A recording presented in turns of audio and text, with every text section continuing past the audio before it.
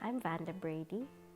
I'm from the Philippines and now I live in Molahorn and been living here now for 4 years. The house is a representation of myself, where I'm from, and the Philippines. It is a blend of Irish and Philippine style. I got involved in volunteer work. As soon as I arrived, I wanted to do something. My background is in marketing and communication, so I just thought that I could use my skills and knowledge in helping the community. So I decided to start with working with the Philippine Embassy, the consulate. So then I was able to help, I think, approximately over 4,000 at least Filipinos now, providing them with consular services. It was then at the point when I was comfortable and I knew how to do community volunteer work for the Filipino community. I then decided to explore integrating in the Irish community. So then I started helping out in projects here locally in Molahorn as well as in Cavan town. I wanted to be involved. I didn't want to be limited to being surrounded with Filipino people. Not that I don't like them, but I just wanted to learn more about other cultures as well. So then I decided to set up an organization called Philippine Association of Cavan, which will allow me to be part of the Cavan cross-cultural community, which has over 37 member countries.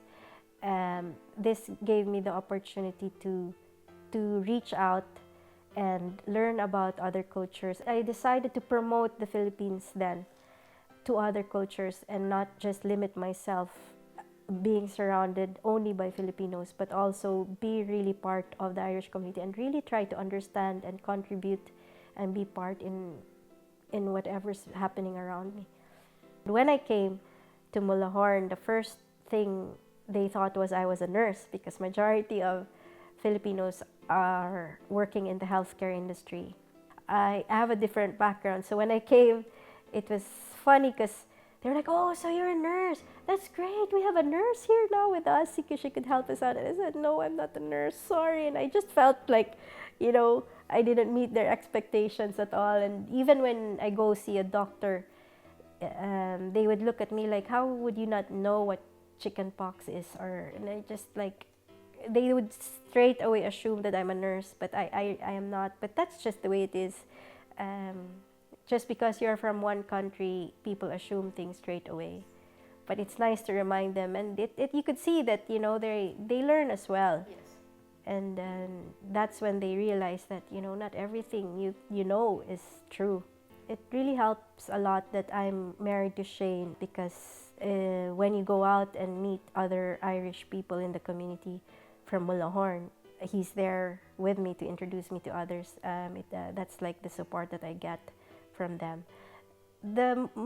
It's great. I'm happy here in Molahorn because I have been welcomed really well. The first time I got into the shop, everyone knew me already, because people share stories, and it's a very small town, and anyone who's new, everyone would know about. And coming from London, I'm very used to getting inside the shop and just coming in and go. You just leave.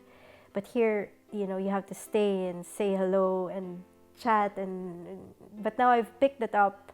When I come home, I share the news to Shane now. Before, he was like, "So you didn't chat with anyone?" I said, "Why would I chat with anyone?" He said, "But that's what you do. You just chat, or you make an effort to talk." So I did. I do that now. There are a lot of opportunities. The church, going to church every Sunday, you get to meet everyone. There's a lot of community activities as well. It helps that the children go to the school, the local school, Molahorn School, so I get to meet the parents. And they also nominated me to be part of Parents Association. That's another thing, that they're open to other cultures as well to be part of the school. I was living in London for 10 years.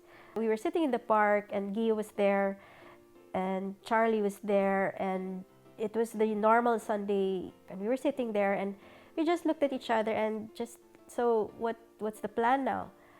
Are we gonna settle here now for good in England?" And then we knew that it wasn't home for us. I was the one who suggested, "Why don't we move to Ireland?" And then he said, "Are you sure?" I said, I don't mind. I really like it there. I really put my heart into it. So that was it. We decided then to come and build our house and make it our own and still have the feeling of home with all the Philippine furniture and stuff. And my being involved with Filipino community still brings home to me. So I'm happy here in Malahorn. Yeah, a lot of friends from Dublin would come and say that, how can you stand it? It's we call it deafening silence. Yes. I said, you don't know how it feels when the kids go to school and I come home and I just really like the quiet. It's nice, and when I get really sick of it, I just go. I drive. Luckily, I could drive. Like I don't think you can live here if you don't. But I just go to town, and then before you know it, it's time to pick up the kids again.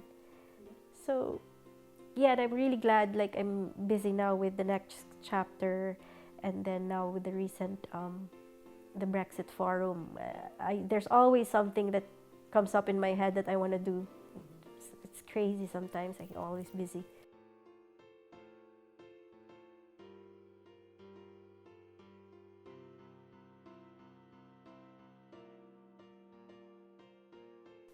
Because I got loads of dancing to do.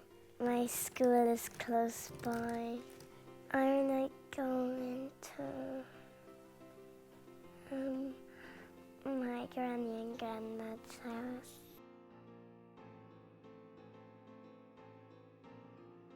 Play outside.